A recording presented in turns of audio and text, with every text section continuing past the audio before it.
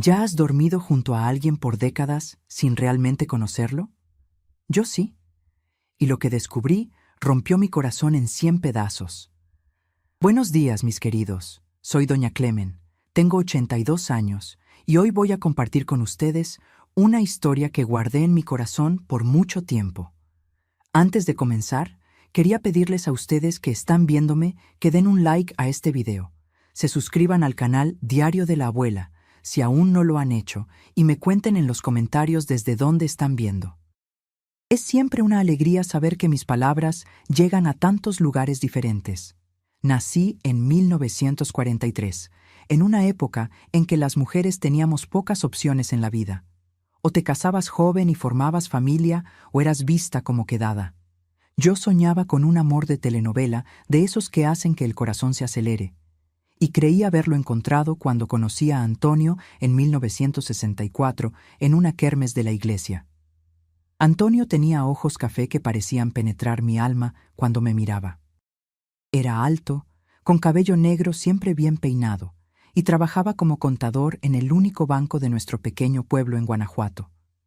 Todos decían que era un buen partido, y para una muchacha simple como yo, hija de costurera, parecía un sueño hecho realidad cuando comenzó a cortejarme. Nuestro noviazgo fue rápido, apenas 6 meses en aquella época. No era como hoy que los jóvenes se quedan años de novios.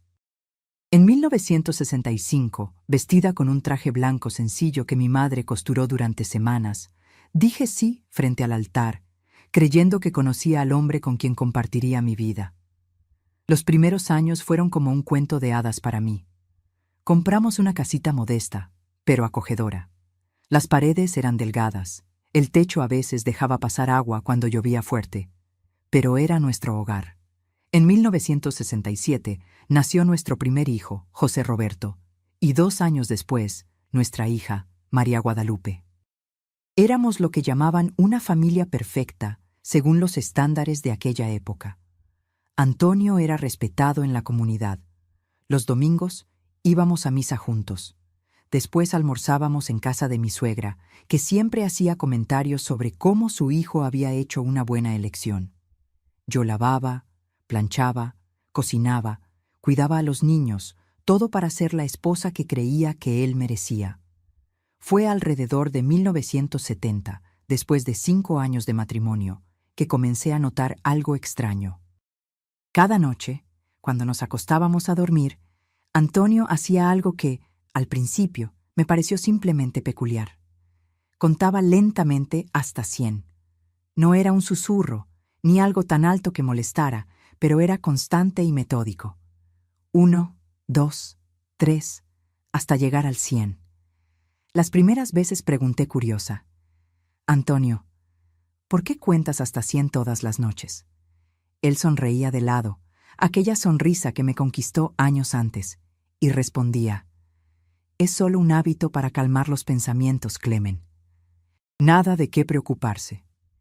Y como esposa obediente de los años 70, yo no cuestionaba. Aceptaba sus palabras como verdad absoluta.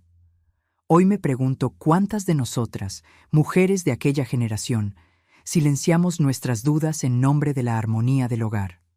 Con el tiempo, otras señales comenzaron a aparecer. Primero fueron pequeñas cosas: perfume diferente en la camisa, una mancha de labial en el cuello, que ciertamente no era de mi tono. Horarios de trabajo cada vez más extendidos. Después vinieron las excusas elaboradas para cenas de negocios en días de semana y viajes repentinos que el banco exigía. Recuerdo una noche específica en julio de 1972. Hacía un frío cortante y Antonio llamó diciendo que tendría que dormir en la ciudad vecina porque había una auditoría importante al día siguiente. Lo creí, claro. Esa noche, con los niños ya dormidos, me senté en la sala vacía, envuelta en una cobija, y, por alguna razón, me encontré contando hasta 100 como él hacía. Cuando llegué al número 43, el teléfono sonó. Mi corazón se aceleró, pensando que sería él. Pero cuando contesté, la línea permaneció muda por algunos segundos, hasta que escuché una risa femenina al fondo antes de que colgaran. Aquella madrugada no logré dormir. Sentada al borde de la ventana, observando la luna pálida iluminar nuestro modesto patio, me pregunté cuántas noches como aquella aún vendrían. Pero lo más doloroso no eran las sospechas, era el miedo a confrontarlas. ¿Qué haría una mujer con 2 hijos pequeños, sin formación profesional, sola en aquel mundo? ¿Dónde viviríamos? ¿Cómo alimentaría a mis hijos? Entonces, como muchas mujeres de mi generación, elegí el silencio. Elegí fingir que no veía las señales, que no oía los susurros en la tienda cuando pasaba, que no notaba las miradas de lástima de las vecinas. Y todas las noches, a su lado en la cama, yo oía su conteo metódico hasta 100, imaginando que cada número representaba una mentira que él me contaba. Los niños crecían. José Roberto, tan parecido al padre en los gestos y en la manera de hablar, comenzaba a cuestionar por qué el papá raramente estaba en sus partidos de fútbol en la escuela.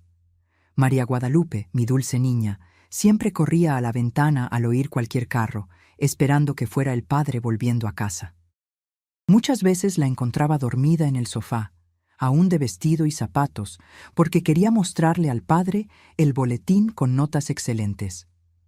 En 1974 comencé a coser para otros, como mi madre hacía, para tener algo de dinero propio.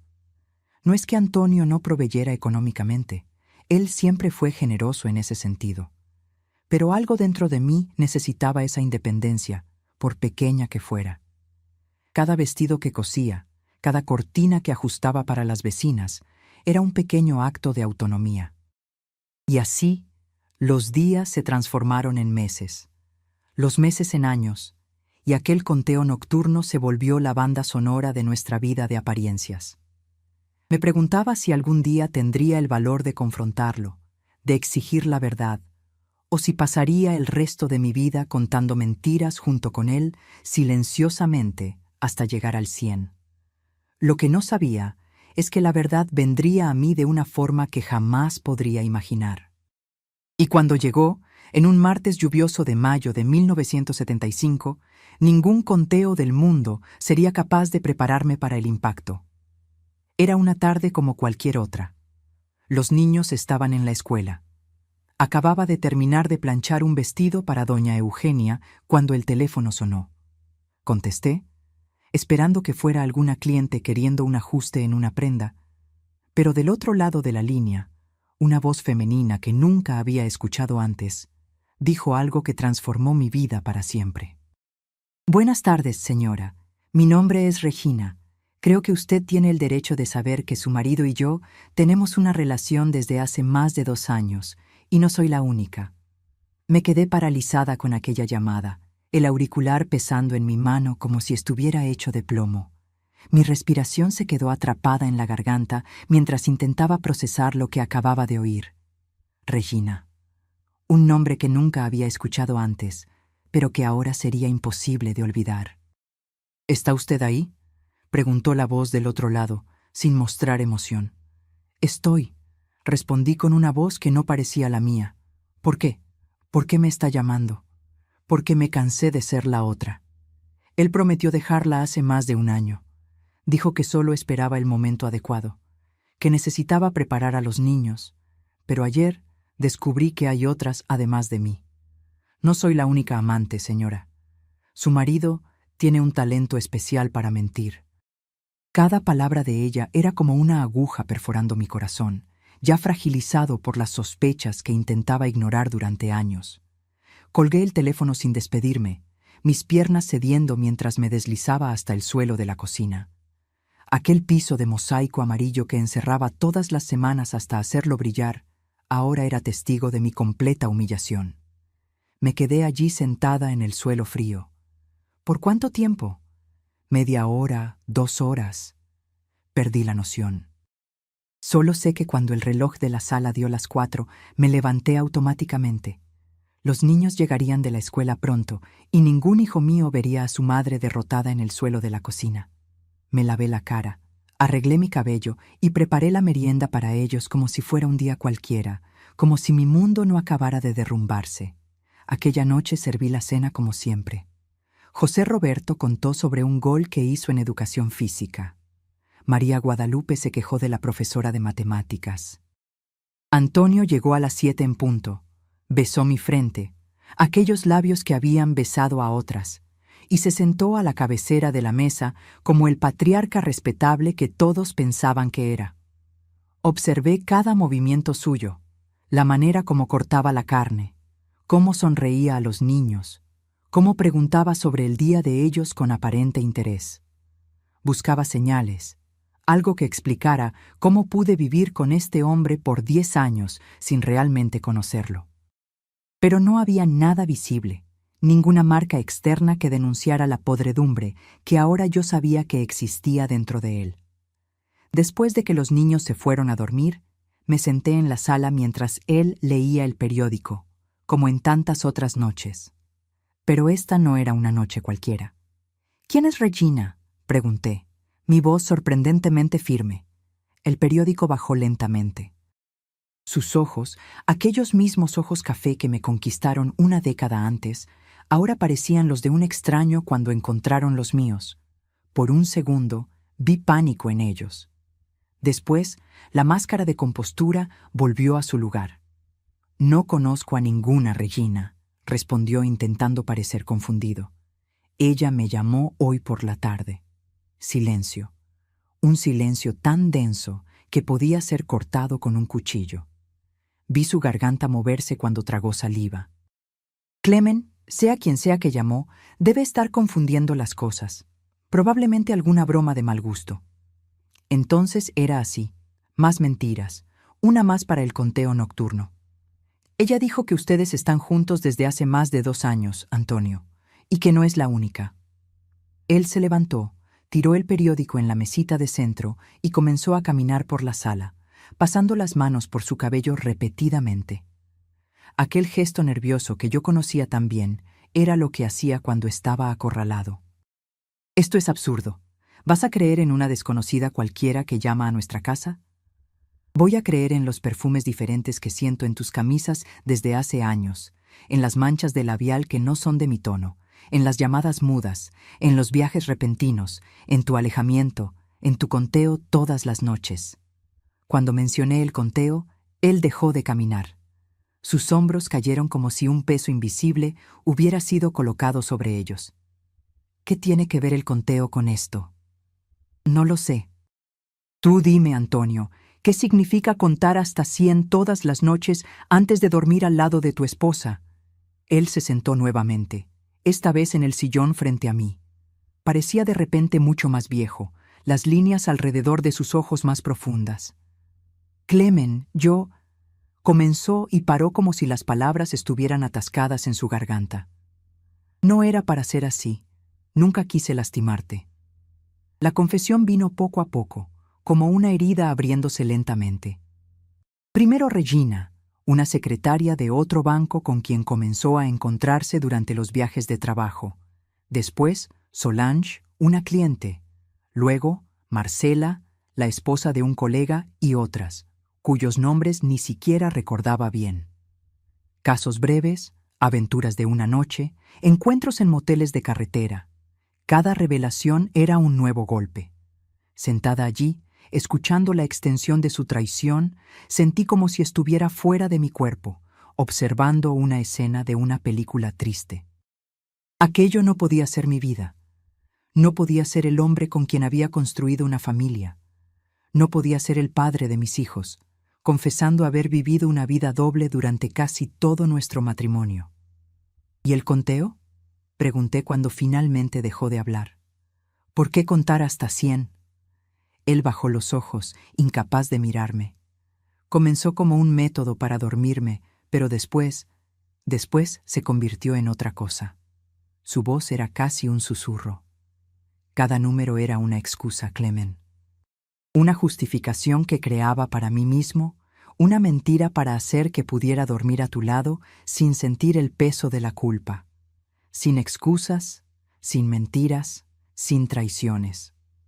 Cada noche, mientras yo creía que él estaba solamente calmando sus pensamientos, estaba, en realidad, catalogando sus infidelidades, organizándolas en su mente, apilándolas en números, para que pudiera dormirse con la conciencia limpia, o lo más limpia posible para un hombre como él.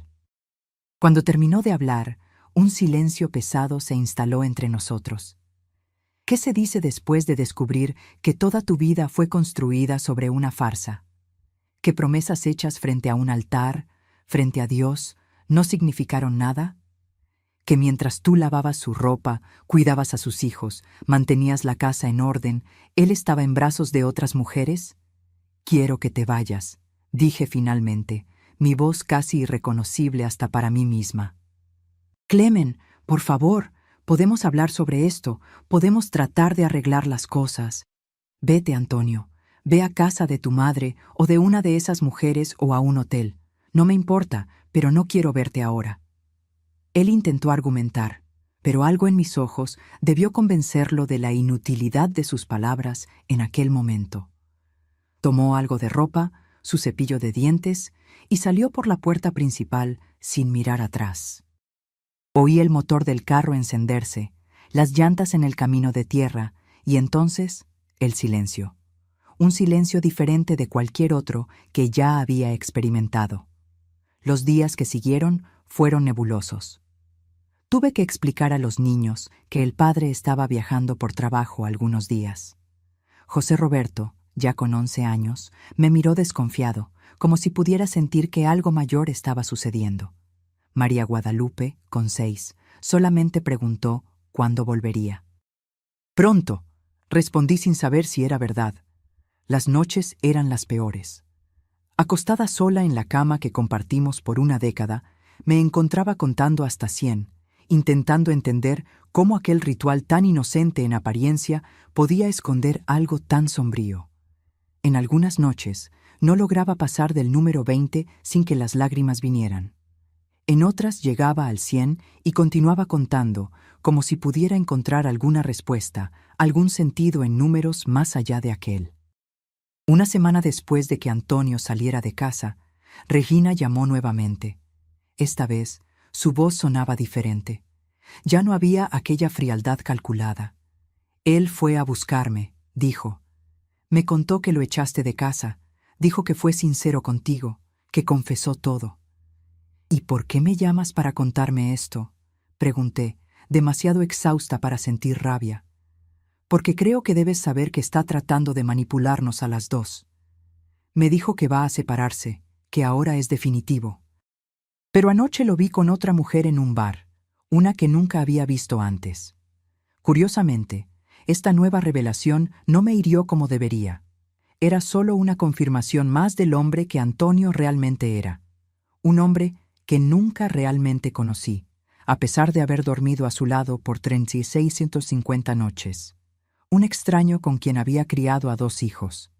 Agradecí a Regina por la llamada sin resentimientos. De alguna forma, ella me había liberado. Sus palabras habían rasgado el velo de ilusión bajo el cual vivía. Y por más doloroso que fuera enfrentar la verdad, era mejor que continuar viviendo una mentira. En las semanas siguientes, tuve que tomar decisiones que nunca imaginé tener que enfrentar. Sin formación, con 2 niños pequeños, ¿qué haría de mi vida? Volver a casa de mis padres no era una opción. Mi padre había fallecido años antes, y mi madre vivía en un pequeño cuarto en los fondos de la casa de mi hermana, ya con su propia familia numerosa.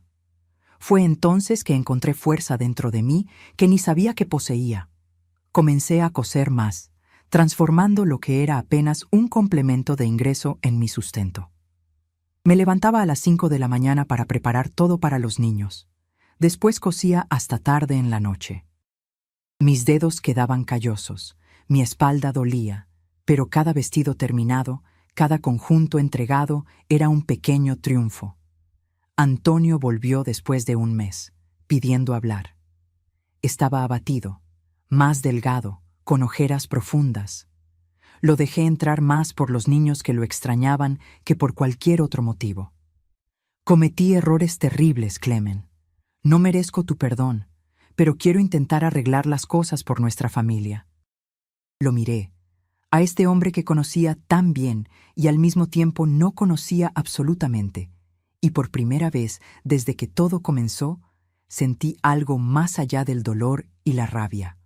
Sentí lástima. Es demasiado tarde para algunas cosas, Antonio. La confianza es como un espejo. Cuando se rompe, puedes pegar los pedazos, pero siempre verás las grietas en el reflejo. Después de aquella conversación, Antonio y yo hicimos lo que muchas parejas de nuestra generación hacían. Optamos por continuar, no por amor o perdón verdadero, sino por conveniencia, por los hijos, por lo que dirían los demás. Era 1975 y el divorcio, a pesar de existir como posibilidad legal, aún era visto como una mancha en la reputación, especialmente para la mujer. Así, Antonio volvió a casa. Los niños estaban felices, claro. José Roberto celebró con un entusiasmo que partió mi corazón. Y María Guadalupe no se despegó del padre por días, como si temiera que pudiera desaparecer nuevamente. En cuanto a mí, le permití ocupar el cuarto de huéspedes, una pequeña habitación en la parte trasera de la casa que antes usábamos para guardar maletas viejas y recuerdos que no queríamos tirar, pero tampoco deseábamos ver todos los días. Irónico cómo eso describía perfectamente el estado de nuestro matrimonio. Nuestra vida se transformó en una coreografía cuidadosamente ensayada. En las fiestas de cumpleaños de los niños, en los almuerzos de domingo en casa de mi suegra, en los eventos escolares, éramos el matrimonio Olivera, sonriendo en fotografías, intercambiando gentilezas superficiales, manteniendo las apariencias. Pero entre las 4 paredes de nuestra casa, éramos 2 extraños, compartiendo un espacio, conectados solamente por los hijos que habíamos engendrado. Antonio continuaba siendo un buen proveedor económico, eso no puedo negarlo. Con el tiempo, fue promovido a gerente del banco, lo que significaba más dinero, pero también más viajes. Yo no cuestionaba dónde iba, con quién estaba. Había aprendido que algunas preguntas solo traen respuestas que duelen más que la duda. Continué cosiendo, no más por necesidad, sino porque aquellas horas dedicadas a las telas, creando algo con mis propias manos, se volvieron mi refugio, mi pequeña parcela de control, en un mundo que se había mostrado tan impredecible. Las noches eran silenciosas ahora. No había más el conteo hasta 100 viniendo del cuarto de al lado. Y me encontraba extrañando esa ausencia. A veces, antes de dormir, yo misma contaba como un ritual para medir el vacío que se había instalado en mi vida. 1, 2, 3, hasta llegar a 100. Cada número representando un día que sobreviví, una pequeña victoria en la guerra silenciosa que libraba contra mi propia amargura. Los años 80 llegaron, trayendo consigo cambios. José Roberto, ahora un adolescente, comenzaba a cuestionar la extraña dinámica entre sus padres. «¿Por qué ustedes no duermen en el mismo cuarto como los padres de mis amigos?», preguntó una vez durante la cena. Antonio se atragantó con el vino. Respondí algo sobre ronquidos e insomnio. Una mentira pequeña para proteger una verdad demasiado grande para que un niño de 13 años comprendiera. María Guadalupe, siempre más sensible, raramente hacía preguntas directas. Pero yo notaba cómo sus ojos observaban cada interacción entre Antonio y yo, como si buscara pistas para un misterio que sentía existir, pero no conseguía nombrar. A los 11 años, ya demostraba aquella intuición aguda que las mujeres de nuestra familia parecían heredar, pasando de madre a hija como un sexto sentido para detectar los dolores silenciados. En 1982, mi madre falleció después de una neumonía que se agravó rápidamente. Recuerdo estar en el velorio, recibiendo las condolencias de personas que apenas conocía cuando vi a Antonio del otro lado de la sala, conversando con una mujer que nunca había visto antes. Era joven, tal vez unos 10 años menor que él, y había algo en la manera como inclinaba la cabeza cuando él hablaba, cómo tocaba levemente su brazo mientras reía de algo que él decía. Reconocía aquellos gestos. Eran los mismos que yo hacía hace casi 20 años, cuando nos conocimos en la kermes de la iglesia. No dije nada, ni aquel día, ni en los días que siguieron. ¿Para qué serviría? El tiempo me había enseñado que las palabras no cambian la naturaleza de las personas. Antonio era quien era, un hombre incapaz de ser fiel, no por maldad calculada, sino por una debilidad de carácter que yo había aceptado como parte del paquete cuando decidí continuar nuestro matrimonio. Los niños crecieron, como los niños hacen. José Roberto terminó la preparatoria en 1985 y consiguió una beca para estudiar ingeniería en la Ciudad de México. Fue la primera vez que vi a Antonio llorar desde que nos conocimos, cuando dejamos a nuestro hijo en la central de autobuses, sosteniendo una maleta vieja y sueños demasiado grandes para nuestro pequeño pueblo. En aquel momento compartimos algo genuino, un amor por los hijos que superaba todas las fallas de nuestra relación. María Guadalupe eligió quedarse más cerca, estudiando pedagogía en la universidad de la ciudad vecina.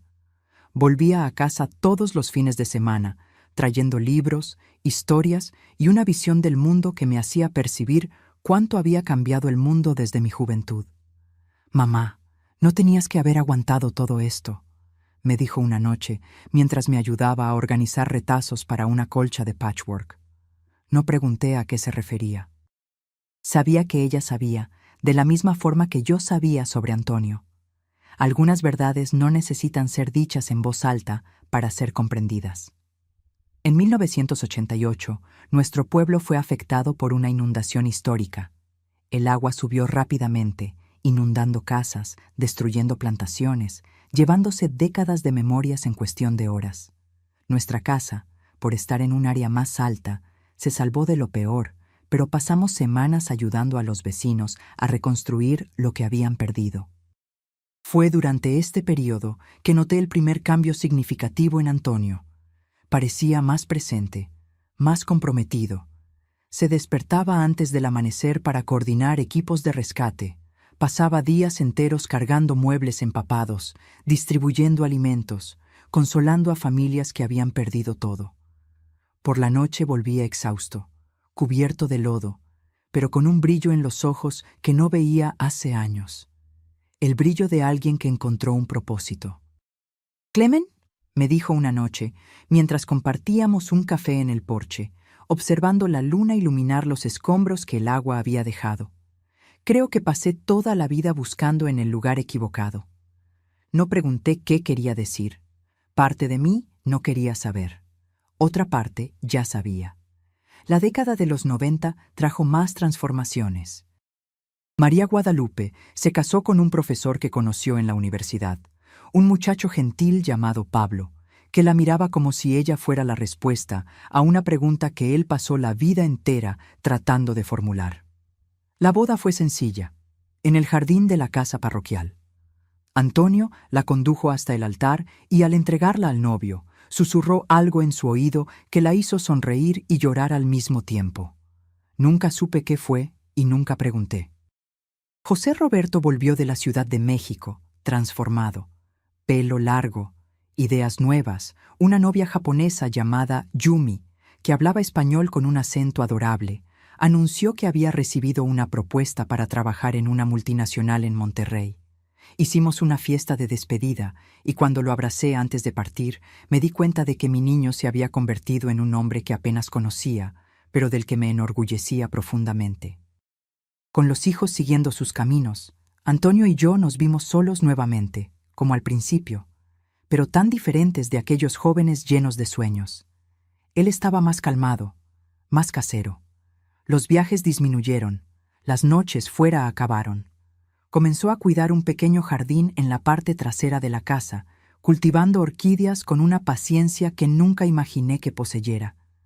A veces me encontraba observándolo, mientras se concentraba en una planta particularmente delicada. Sus dedos, ahora con manchas de la edad, moviéndose con precisión sorprendente. En esos momentos, sentía una confusión de emociones, resentimiento por los años perdidos, rabia por las traiciones, pero también una extraña paz por haber llegado hasta allí, sobreviviendo de alguna forma al naufragio de nuestro matrimonio. Fue en 1998, cuando ya estábamos en los 50 años, que la vida decidió jugarnos otra mala pasada. Antonio comenzó a perder peso rápidamente, la piel adquiriendo un tono amarillento que no podía ser ignorado. Después de semanas insistiendo, finalmente conseguí que consultara a un médico. El diagnóstico vino como un golpe. cáncer en el hígado en estado avanzado. ¿Cuánto tiempo?, pregunté al médico, un joven que parecía tener la edad de nuestro José Roberto, mientras Antonio esperaba en el carro, negándose a oír detalles de su propio pronóstico. 6 meses, tal vez un año con tratamiento agresivo, pero ¿la calidad de vida? Dejó la frase en el aire, su mirada diciendo lo que las palabras no podían. Manejé a casa en silencio, las manos apretando el volante con tanta fuerza que mis dedos quedaron blancos. A mi lado, Antonio miraba por la ventana, observando nuestro pequeño pueblo pasar, como si intentara memorizar cada detalle. «No quiero tratamiento», dijo cuando paramos frente a nuestra casa. «No quiero pasar mis últimos meses en hospitales conectado a máquinas». Quise protestar, decir que necesitaba luchar por los hijos, por los nietos que vendrían, pero mirando su rostro, vi una determinación que raramente había presenciado antes, y comprendí que, tal vez por primera vez en la vida, estaba haciendo una elección completamente honesta. Las semanas siguientes fueron una sucesión de llamadas telefónicas, visitas, arreglos. José Roberto insistió en que deberíamos buscar especialistas en la Ciudad de México. Habló sobre tratamientos experimentales, sobre no rendirse. María Guadalupe, embarazada de su primer hijo, venía todos los días después de la escuela donde enseñaba, trayendo sopas caseras que Antonio apenas lograba probar, pero fingía apreciar para no lastimarla. Fue durante este periodo que encontré el diario. Estaba haciendo una limpieza en el estudio, buscando documentos de seguro cuando abrí un cajón que raramente usábamos. Allí, escondido bajo pilas de papeles antiguos, había un cuaderno de tapa negra sin identificación. Lo abrí con vacilación, no queriendo invadir la privacidad de Antonio, pero movida por una curiosidad que no lograba controlar. Las primeras páginas databan de 1972. La letra era inconfundiblemente suya, pero las palabras no parecían venir del hombre que yo conocía. Hoy conté hasta 100 nuevamente. Número 37. Es solo una diversión inofensiva. Número 58. Clemen nunca sabrá. Número 72. No significa nada. Número 100. Mañana paro con esto. La misma mentira que me cuento todas las noches. Hojeé el diario con dedos temblorosos. Años y años de entradas similares, confesiones, arrepentimientos, promesas rotas. Y entonces, a partir de 1988, el año de la inundación, un cambio gradual en el tono. Menos justificaciones, más reflexiones, menos nombres de mujeres, más pensamientos sobre el significado de la vida, sobre tiempo perdido, sobre remordimiento. La última entrada era de apenas 2 semanas atrás, escrita con una letra ya afectada por la debilidad. Hoy conté hasta 100 nuevamente, pero cada número fue una razón por la cual no merezco su perdón. Cerré el diario y lo coloqué de nuevo donde lo había encontrado. Aquella noche preparé una cena ligera que sabía que él podría comer. Caldo de verduras, pan suave, un flan casero que siempre fue su favorito. Cenamos en el porche, observando el sol ponerse sobre el jardín de orquídeas, que ahora florecía en colores demasiado vibrantes para un lugar donde la muerte lanzaba su sombra. «Encontré tu diario hoy», dije después de un largo silencio. Él no pareció sorprendido ni avergonzado. Apenas asintió levemente, como si esperara que ese momento llegara. «Siempre supe que un día lo encontrarías. Tal vez parte de mí quería que lo encontraras. ¿Por qué escribiste todo aquello?»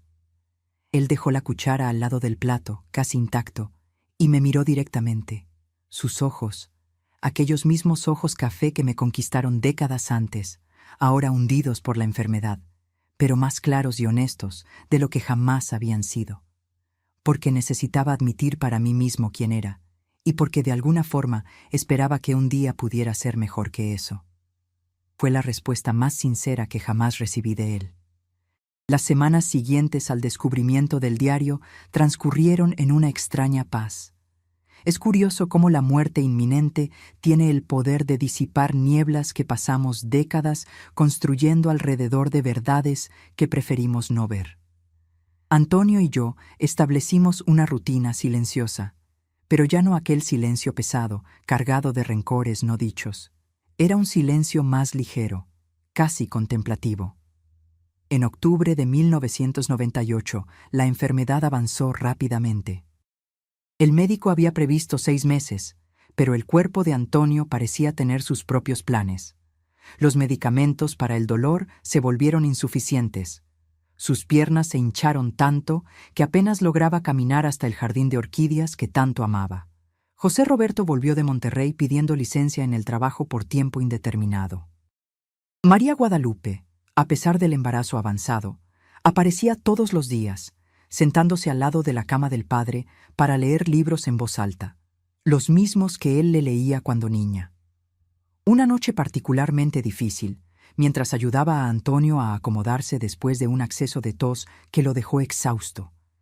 Él sujetó mi muñeca con una fuerza sorprendente para alguien tan debilitado.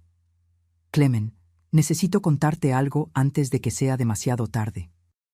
Me senté en el borde de la cama, ajustando la almohada para que pudiera hablar sin tanto esfuerzo. Sus ojos, antes tan vivos, ahora estaban nublados por los medicamentos, pero aún mantenían aquella intensidad que siempre me desconcertaba. «Te escucho», dije, sosteniendo su mano arrugada entre las mías.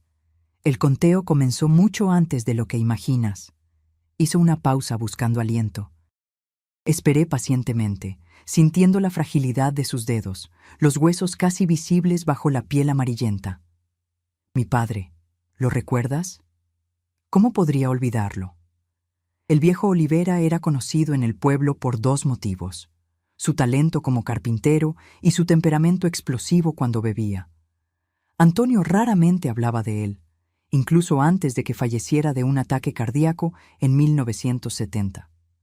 Recuerdo, sí, crecí viendo cómo destruía nuestra casa cuando bebía. Vi cómo trataba a mi madre, los gritos, los objetos rotos, los moretones que ella intentaba esconder. Sentí un escalofrío.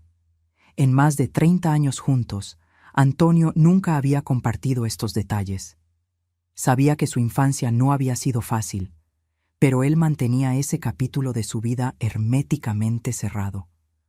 Juré que sería diferente, que nunca sería como él. Su voz falló. «¿Pero sabes qué descubrí el día de nuestra boda? Cuando te vi caminando hasta el altar, tan joven, tan confiada en mí». Negué con la cabeza, incapaz de hablar.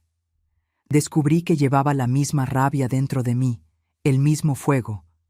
Lo sentí por primera vez cuando quemaste mi camisa favorita con la plancha. Una furia desproporcionada me consumió por dentro. Mis puños se cerraron instintivamente. Recordé aquel día, poco después de la boda. Me sentí devastada por haber estropeado la camisa que tanto le gustaba. Él salió a caminar y volvió horas después, calmado, diciendo que no tenía importancia. Nunca imaginé lo que pasaba detrás de aquellos ojos café. Comenzó así, Clemen, el conteo. 1, 2, 3, hasta sentir la rabia disiparse. Funcionó aquel día y en los siguientes, cuando algo me irritaba. Era mi método para no explotar, para no transformarme en mi padre. Sentí las lágrimas correr por mi rostro. Tantos años compartiendo una vida, y solo ahora, a las puertas de la muerte, él revelaba esta batalla silenciosa que libraba consigo mismo. Pero entonces, las otras mujeres, suspiró, el sonido sibilante en sus pulmones comprometidos. Eso vino después.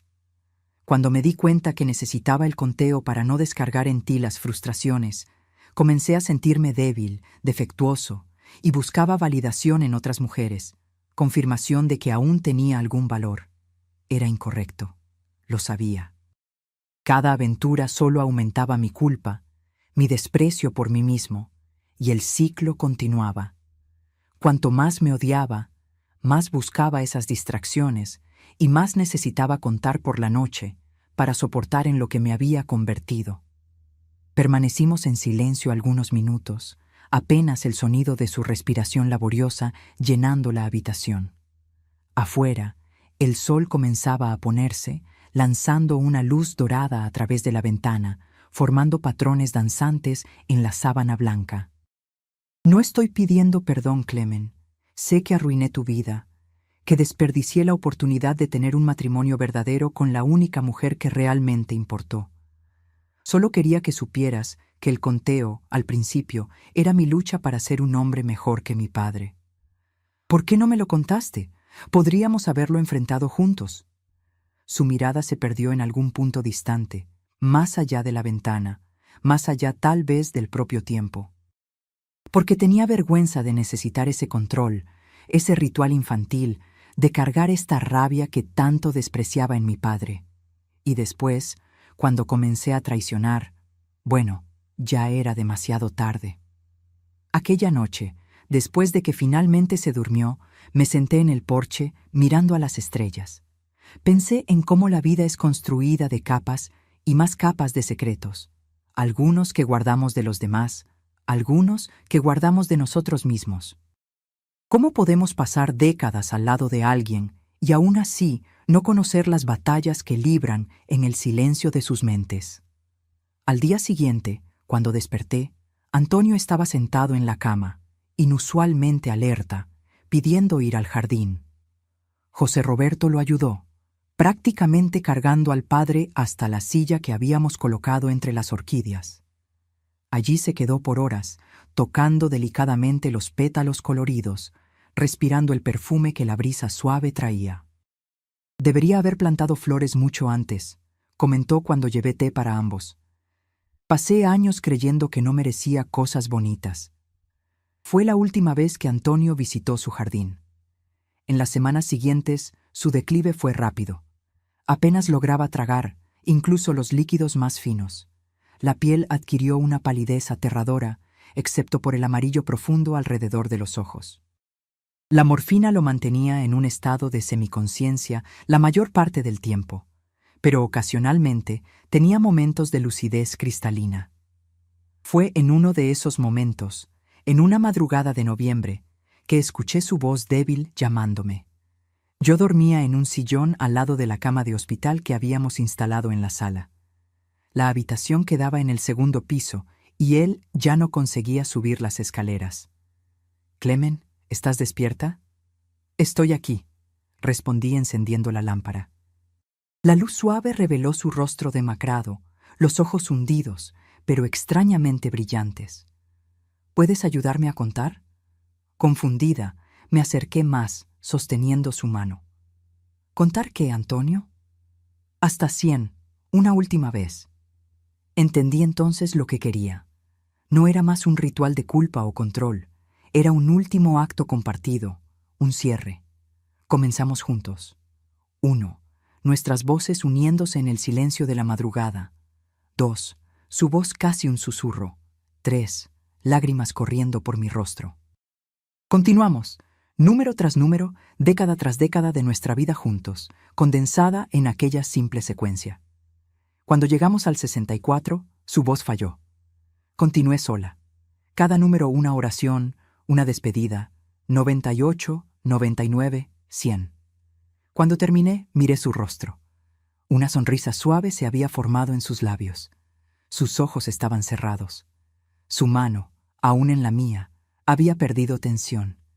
Antonio partió aquella noche en paz, como quien finalmente concluye un largo y difícil viaje. El funeral fue sencillo, pero sorprendentemente concurrido. Descubrí que mi marido, en sus últimos años, había tocado más vidas de las que imaginaba. Exclientes del banco a quienes había ayudado en momentos difíciles, vecinos a quienes socorrió durante la inundación, jóvenes a quienes orientó.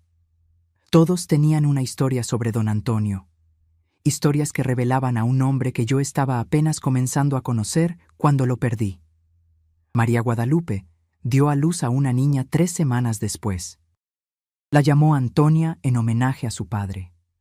Cuando coloqué aquel pequeño bulto en mis brazos por primera vez, mirando el rostro rojizo que ya mostraba rasgos del abuelo, sentí una extraña sensación de continuidad, como si la vida nos estuviera dando otra oportunidad a través de esta nueva generación. Fue al ordenar las pertenencias de Antonio, algunas semanas después de su partida, que hice el último descubrimiento.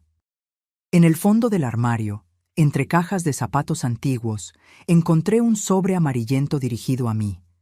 Dentro, un cuaderno diferente del diario que ya conocía. Este era más antiguo, la tapa desgastada, las páginas amarillentas por el tiempo. En las primeras hojas, una lista escrita con la letra joven de Antonio. Razones para no ser como mi padre. 1. La mirada de terror en los ojos de mi madre. 2. Las noches en que dormí debajo de la cama para esconderme. 3. Las promesas rotas. La lista continuaba, página tras página, llegando exactamente al número 100. En la última página, una entrada más reciente, escrita con la letra temblorosa de sus últimos días.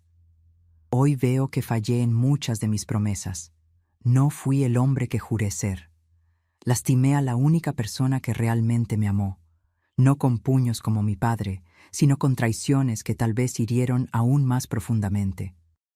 Pero aún creo que podemos romper los ciclos que nos aprisionan, aunque yo lo haya conseguido solo parcialmente. Tal vez mis hijos y los hijos de ellos puedan completar lo que comencé.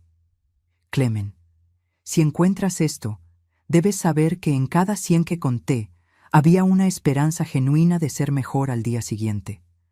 Fallé muchas veces, pero nunca dejé de intentarlo. Cerré el cuaderno y lo apreté contra mi pecho, dejando las lágrimas fluir libremente. No eran lágrimas de rabia o tristeza, sino de comprensión. Comprensión de que somos todos, en cierta medida, productos de los patrones que heredamos, luchando diariamente para superarlos, a veces fallando, a veces consiguiendo pequeñas victorias que nadie más ve. Aquella noche, antes de dormir, hice algo que no hacía desde la partida de Antonio. Conté hasta 100. Pero esta vez, cada número no era una acusación o un lamento. Era una aceptación, un reconocimiento de la complejidad humana, de nuestra capacidad de causar dolor, incluso cuando queremos amar, de nuestra lucha continua para ser mejores que nuestros peores instintos. Y cuando llegué al 100, me dormí con una ligereza que no sentía hace años, como si un peso hubiera sido finalmente removido, no por olvidar o perdonar completamente, sino por comprender más plenamente. Los años que siguieron a la muerte de Antonio fueron un período de redescubrimientos. Parece extraño decir esto a los 60 años de edad, pero sentí como si estuviera aprendiendo a vivir nuevamente. Durante casi 4 décadas fui la esposa de Antonio, primero viviendo en la ilusión de un matrimonio feliz, después soportando la verdad amarga de la traición y finalmente existiendo en una especie de tregua silenciosa. Ahora, por primera vez desde mis 19 años, era solamente Clemen. La casa de repente parecía demasiado grande para una persona sola. Los ecos de los pasos en el pasillo, el silencio durante las comidas, la ausencia de pequeños ruidos que antes apenas notaba. Todo esto creó un vacío que, sorprendentemente, no era solamente doloroso, sino también liberador. Comencé a hablar sola, a cantar mientras cocinaba, a dejar la radio encendida todo el día. Pequeñas rebeldías que nunca me permití en presencia de Antonio. En 1999, cerca del primer aniversario de su muerte, José Roberto me visitó con una propuesta que cambiaría mi rumbo. Mamá, la casa donde crecí, en Guanajuato, queda vacía la mayor parte del tiempo, desde que me mudé a Monterrey. ¿Por qué no vendes esta casa y vienes a vivir allá? Estarías más cerca de María Guadalupe y de la pequeña Antonia. La idea de dejar la casa donde viví por más de 30 años, donde crié a mis hijos, donde enfrenté mis mayores dolores y pequeñas alegrías, debería haber sido aterradora. Pero al contrario de lo que esperaba, sentí una onda de entusiasmo, un cambio, un nuevo comienzo. Vendí la casa en pocos meses. El último día fue emocionalmente complejo. Caminé por cada habitación, despidiéndome no solo del espacio físico, sino de versiones de mí misma que habitaron aquellas paredes. La joven novia llena de sueños, la madre dedicada, la esposa traicionada, la mujer resignada y, finalmente, la viuda en busca de un nuevo sentido. En el jardín recogí las últimas orquídeas que Antonio había plantado. Algunas de ellas vendrían conmigo, un recordatorio de que incluso de las experiencias más dolorosas pueden florecer bellezas inesperadas. La casa en Guanajuato era más pequeña, pero infinitamente más acogedora. Una construcción de madera típica de la colonización, con ventanas amplias que dejaban entrar la luz del sol durante todo el día. El patio daba a un pequeño arroyo, donde el sonido del agua corriente creaba una banda sonora constante y reconfortante. María Guadalupe vivía a apenas 20 minutos de allí, y la pequeña Antonia, que ya gateaba, se volvió mi compañía frecuente. Observarla descubrir el mundo con aquel asombro genuino que solo los niños poseen, reencendió en mí una curiosidad que había dormido por décadas. Fue en 2000, en el cambio de milenio, que comencé mi propio conteo, no hasta 100, como Antonio hacía, sino más allá, mucho más allá. Cada número representaba no una culpa o una excusa, sino una posibilidad, una pequeña conquista, una razón para continuar. Número 1 fue cuando manejé sola por 2 horas hasta la Ciudad de México, para asistir a un concierto de música clásica, algo que siempre quise hacer, pero nunca tuve el valor. Número 2 fue cuando aprendí a nadar a los 62 años, venciendo el miedo al agua que me acompañaba desde la infancia. Número 3 fue plantar mi propio jardín, no solo con orquídeas, sino con una variedad de flores y hierbas que transformaron el patio en un pequeño paraíso multicolor. Y así continué, acumulando números, experiencias, pequeñas victorias. Viajé sola por primera vez en 2003 para conocer San Miguel de Allende, algo que siempre quise hacer. Recuerdo estar sentada en un café, observando los colores vibrantes de las casas coloniales, cuando percibí que estaba genuinamente feliz. No aquella felicidad ansiosa de la juventud, siempre mirando al futuro, sino una alegría tranquila de estar exactamente donde debería, exactamente como debería. En 2005, José Roberto se casó con Yumi en una ceremonia que mezclaba tradiciones mexicanas y japonesas.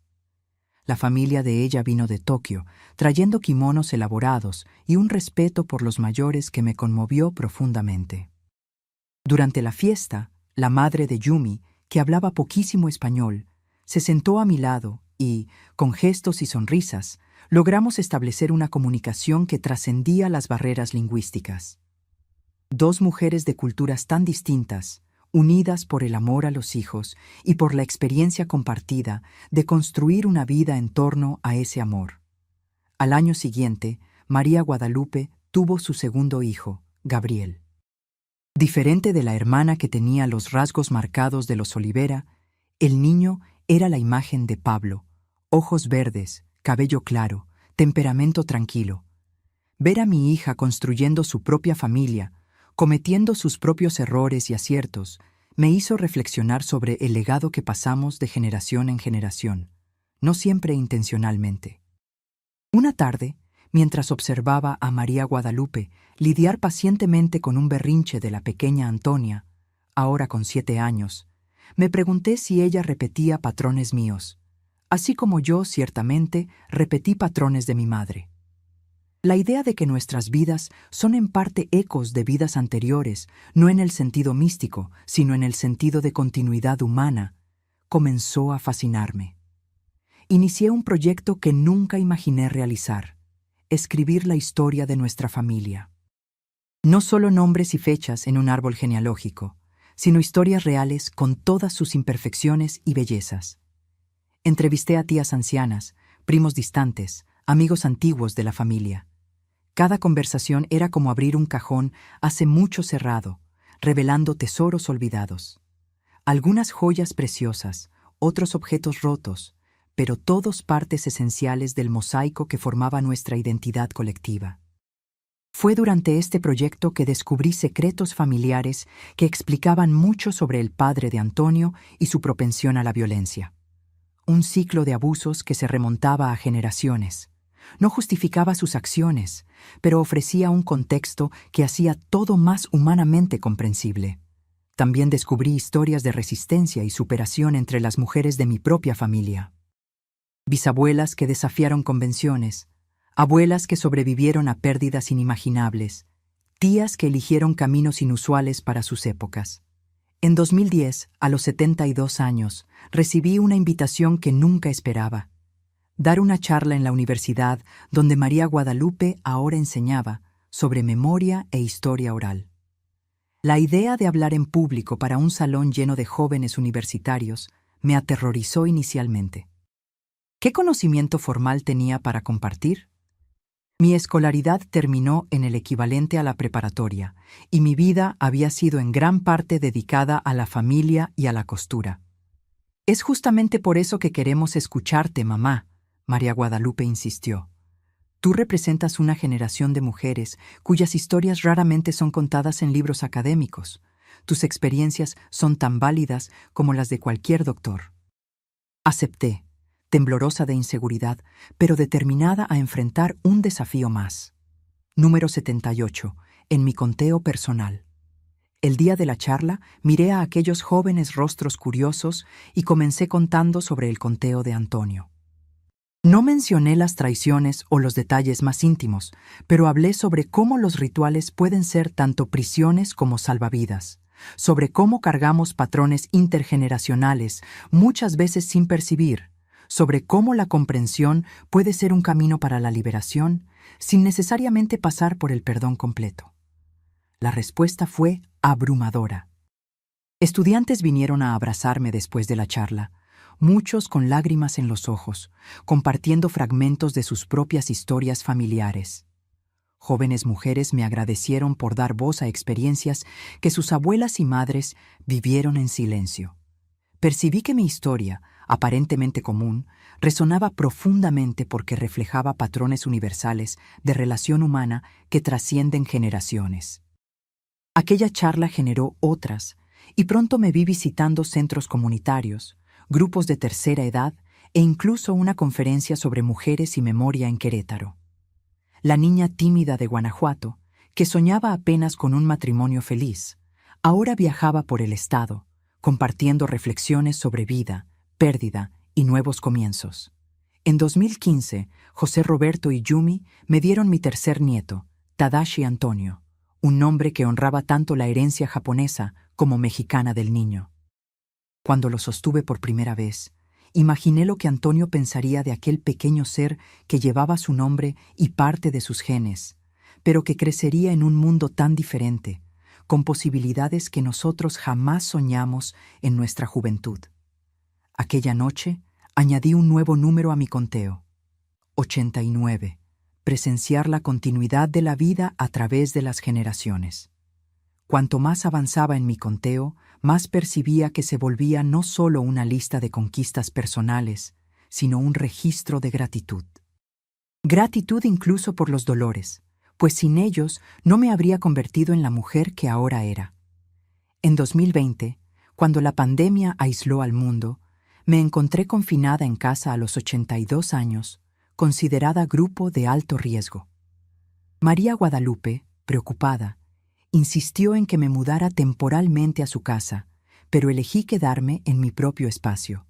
«Mamá, al menos aprende a usar Internet para que podamos hacer videollamadas», suplicó, dejando una tableta en mi porche con instrucciones detalladas. Fue así como, en el auge de una crisis global, añadí el número 98 a mi lista: aprender tecnología a los 82 años. Para mi sorpresa, me adapté rápidamente. Pronto estaba no solo conversando con mis hijos y nietos, sino participando en grupos online de narradores de historias, asistiendo a conciertos virtuales e incluso dando entrevistas remotas a estudiantes que investigaban sobre historia oral. Una de esas entrevistas fue para un joven que creaba contenido para Internet, algo llamado podcast, que yo apenas comprendía. Me pidió que contara sobre el ritual de Antonio, el conteo hasta 100, sin entrar en detalles íntimos. Dudé inicialmente. Aquella historia pertenecía a nosotros dos, era demasiado personal, pero entonces percibí que compartirla, aunque parcialmente, podría ayudar a otras personas a comprender sus propios patrones, sus propios rituales silenciosos. La entrevista se volvió un éxito inesperado. Recibí mensajes de personas de todo México, maridos confesando sus propios mecanismos de control, esposas reconociendo patrones en sus relaciones, jóvenes agradeciendo por tener una visión más compleja de las relaciones de sus padres y abuelos.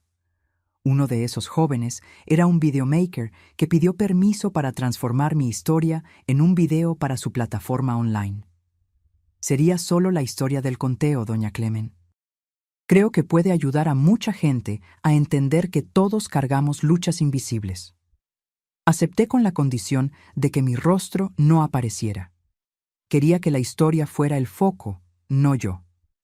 Algunas semanas después, él me envió el enlace para el video titulado Mi marido contaba hasta 100 antes de dormir cada noche, hasta el día que entendí el motivo. Y así llegué al número 100 de mi propio conteo. Ver nuestra historia con todas sus complejidades, imperfecciones y humanidad, tocando corazones que nunca conoceré personalmente. Pero diferente de Antonio, no paré en el 100. Continúo contando día tras día, añadiendo nuevos números, nuevas experiencias, nuevas comprensiones, porque aprendí que la vida no es una cuenta regresiva para un final, sino una suma constante de momentos que nos transforman, nos desafían y eventualmente nos liberan de patrones que juzgábamos inevitables. Hoy, a los 82 años, sentada en esta silla mientras grabo este video para ustedes, percibo que compartir esta historia es el número 101 en mi conteo. Y me pregunto, al mirar a ustedes que me están viendo ahora, ¿cuál es su ritual silencioso? ¿Qué cuentan cuando nadie está escuchando? Y más importante, ¿cuándo van a comenzar su propio conteo, no de justificaciones o culpas, sino de posibilidades y liberaciones? Si esta historia tocó su corazón de alguna forma, por favor, dejen su like, suscríbanse al canal Diario de la Abuela y cuéntenme en los comentarios desde dónde están viendo. Estoy ansiosa por conocer un poco de su historia también.